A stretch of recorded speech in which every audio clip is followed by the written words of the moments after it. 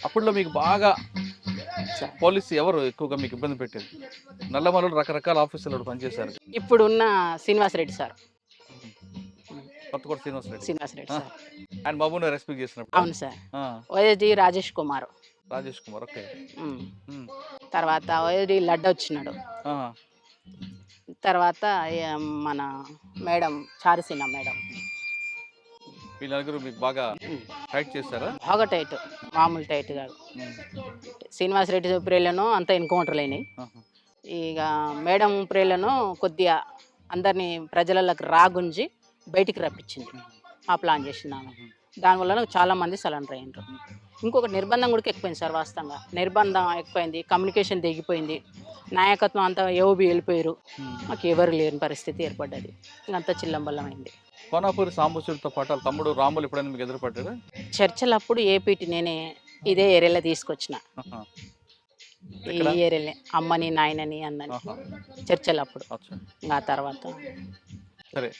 Party విప్లవం పక్కన పెడితే, సార్ మీ ఇద్దరి మధ్యన వివాహం ఎలా జరిగిందమ్మా? రమాకాంతానికి మీకు పరిచయం ఎక్కడ? నేను కొల్లాపూరు సభ్యురాలుగా వచ్చిన సార్. అంటే డిప్యూటీ కమాండర్‌గా వచ్చిన. ఆ క్రమంలో తనకేమనిపించిందో లెటర్ పంపించిండు. లెటర్ పంపిస్తే నేను ఆ లెటర్ ఇప్పకుంటా సాంబశివుడికి తీసుకుపోయి ఇచ్చేసిన. మళ్ళీ సాంబశివుడికి పోయినప్పుడు 3 నెలలయింది మేము. ఆ లెటర్ అట్లే కిట్ బ్యాగ్‌లో దాచిపెట్టుకొని పోయి తీసుకుపోయి ఇచ్చేసిన. కామ్రేడ్ ఇది పంపించిన లెటరు అని లవ్ నీకు లెటరా? అంతే అట్లే ఉండదు మళ్ళీ. ఆ! పిచ్చి పిచ్చిగా ఏం రాయరు. ఆ! మంచిగానే మీరు చదువుకోండి, తినండి, శత్రువుకి ఎక్కడ భయపడకండి అని చెప్పేసి కొన్ని అంశాలు మంచిగా ఇచ్చేస్తారు. ఇక అట్లా రాసిండు. తీసుకుపోయి చూపిస్తే ఇట్లా చెప్పిండు. అట్లా రాసిండంటేనే దాని అర్థం మన మీద ప్రేమ పుట్టిందని దాని అర్థం. అంతే ఇగ. ఆ క్రమంలో తను ఆ కామ్రేడ్‌ని పిలిచిండు. "ఏంది రమాకాంత్ ఇట్లా" అంటే, "అవును కామ్రేడ్" అని చెప్పిండు. "మరి నీదేంది అభిప్రాయం" అన్నాడు. "నాకు లేదు సార్. నాకు అలాంటిది లేదు కామ్రేడ్. కొంత టైం ఇయ్యండి నాకు. కొద్దిగా నేను ఒక పొజిషన్‌కి వెళ్ళినాక చేసుకుంటా" అని చెప్పేసి అనుకున్నా. కొద్దిగా చూడండి అని అన్నాడు. లేదని చెప్పేసిన. ఆ తర్వాత మళ్ళీ ఒక 6 మంత్స్ తర్వాత మళ్ళీ కూర్చోబెట్టి హ్మ్. మాధవు, సాంబశివుడు, హ్మ్. గజ్జి శ్రీశైలం, సంతోష్ చంపేశారు. అవును. హ్మ్. వీళ్ళు ముగ్గురు కూర్చోబెట్టి నాకు హ్మ్. కర్రె నరసప్ప వీళ్ళు నలుగురు కూర్చోబెట్టి నాతో మాట్లాడిర్రు. హ్మ్. మాట్లాడితే కొద్దిగా టైం ఇయ్యండి సార్ అని చెప్పి అన్న. కామ్రేడ్ అని చెప్పేసిన. సరేలే అని చెప్పేసి అన్నారు. ఇంగా ఆ టైంలో గూడా నాకు వద్దనిపించింది. నా పట్టుదల ఏందంటే, ఒక జిల్లా సెక్రటరీగా అయినాక నేను పెళ్లి చేసుకోవాలనేది నా పట్టుదల. హుహు. అది. కానీ అనివార్య పరిస్థితులలో కమాండర్‌లనే నేను పెళ్లి చేసుకున్నా. కమాండర్ స్థాయికెళ్ళిపోయినాక అంటే కమాండర్‌గా తీసేసుకున్నారు. ప్లాటూన్ సెక్షన్ ఇక్కడ కమాండర్ వచ్చాడు. పెళ్ళెక్కడైంది మీది? ఉడిమిళ్ళ దగ్గర సార్. పార్టీ చేసిన పెళ్ళే మీది? ఆ! హుహు. ఉడిమిళ్ళ దగ్గర మంచిగా చేసిర్రు. వాటిల్నే మాలాంటి పెళ్లి ఎవరికీ చేయలేదు. హ్మ్. మంచిగా ఆటలు తీసుకొచ్చి, హ్మ్. చేసి, సేమియా చేసి, ఆ ఆట పాటలు సేమ్ ఇట్లనే చేసేసి, ఈ పక్కన ఊరు పక్కలనే అది గూడక హుహు. సేమ్ పెళ్లి చేసేసిర్రు. హుహు. పెళ్లి చేసిన తర్వాత నైట్ పెళ్లయింది. మార్నింగ్ విడిపోయినాం. తను గుంటూరుకు రాకెట్ లాంచర్ ట్రైనింగ్‌కెళ్ళిపోయిండు రమాకాంత్. హ్మ్. మేము ఆమనగల్ ఏరియాకెళ్ళిపోయినాం. ఇంగంతే. మళ్ళీ ఆయన ఒక 3 నెలల తర్వాతొచ్చిండు. హుహు. 3 నెలల తర్వాతొచ్చి ఒక 5 డేస్ కలిసున్నాం. ఆ తర్వాత మళ్ళీ నన్ను బయటకి పంపించేసిర్రు. ఇగ బయటికి పంపించేసిర్రు.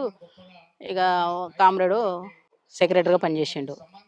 ఇగ నేను బయట కొన్ని పనులు చేసుకుంటా తిరిగినా.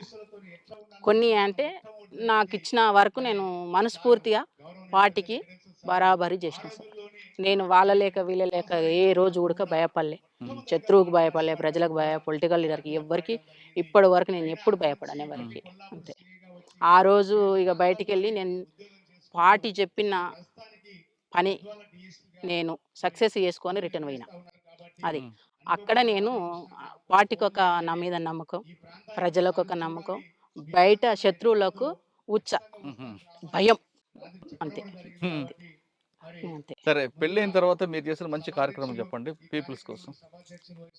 నేను జేషిందా? నేనంటూ సెపరేట్‌గా ఏం చేయలేదు. పార్టీ కలిపి. పార్టీకి సభ్యులతో కలిపి. పార్టీ సభ్యులతో పాటు నేను జేషిన. తోటి కామ్రేడ్స్ ఏది జేస్తే అది జేషిన.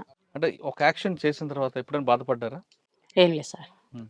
నేనెప్పుడు బాధపడలే. ఇప్పుడు గూడక ఎన్నో కష్టాలు ఎదుర్కొంటున్నా. అందుకే ఇంతమంది నాకు ఆదర్శంగా ఉండ్రు.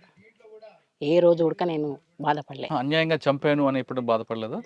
అహా! లేదు. హ్మ్.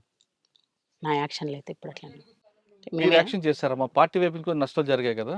ఆ నష్టం జరిగిన ఎప్పుడైనా బాధపడ్డారా? పార్టీ వైపు అనుకున్నప్పుడు ఈరన్న సార్ అని ఒటవర్ల పెళ్ళి హ్మ్. ఆ నాయనని చంపినప్పుడు బాధపడ్డాం. నేను కూడా వ్యక్తిగతంగా బాధపడ్డా. హ్మ్. ఎందుకు అంటే ప్రతి ఏపిటికి తనకు నన్ను పంపేవాళ్ళు. తను దగ్గర ఎవరు వచ్చేవాళ్ళు? రాష్ట్ర కమిటీ, జిల్లా కమిటీ, బయట ప్రజా సంఘాలు. ఆ నాయన ఒక పెద్ద షెల్టర్ నిజం చెప్పాలంటే.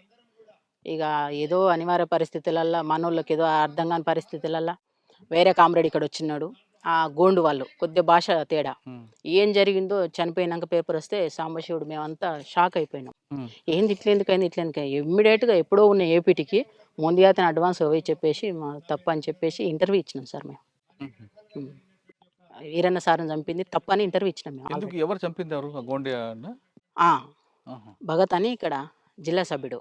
హ్మ్. ఆయన ఆ ప్రాంతంలో అప్పచెప్పిండ్రు. అచ్చా! రమకాంత్ ఇక్కడ ఇక్కడ తీసుకుండు. హ్మ్.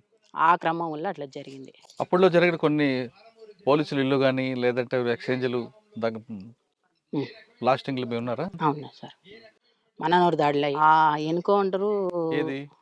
ఆ దాడిలో హుహు.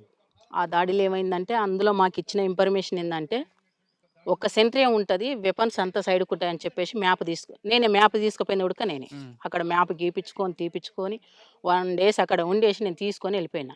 అదే మ్యాప్ని బట్టి మేము ప్లాన్ చేసుకొని దాడికి ఒక 3 రోజులు 4 రోజులు రిహార్సల్ చేసినాం దాడి హ్మ్. ఎట్లా వేయాలని హ్మ్. చేసి వెళ్ళిపోయినాం. ఆ వెళ్ళిపోయే క్రమంలో సెక్షన్ A1 నేనే అంటే ఫస్ట్ వెళ్ళిపోయే టీం. అక్కడికి వెళ్ళిపోయే వరకు ఉంది సెంట్రీ ఉందని నేను కాషన్ ఇచ్చేసిన.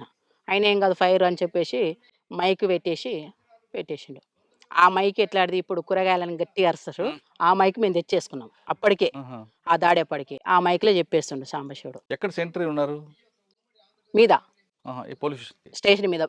పైన ఓకే. అక్కడికెళ్ళినాక ఫైర్ అయింది. ఫైర్‌లు చేసి మొత్తం ఇంకా ఒక 1 మినిట్ అయితే అతనికి దుంకుతాం గోడకు.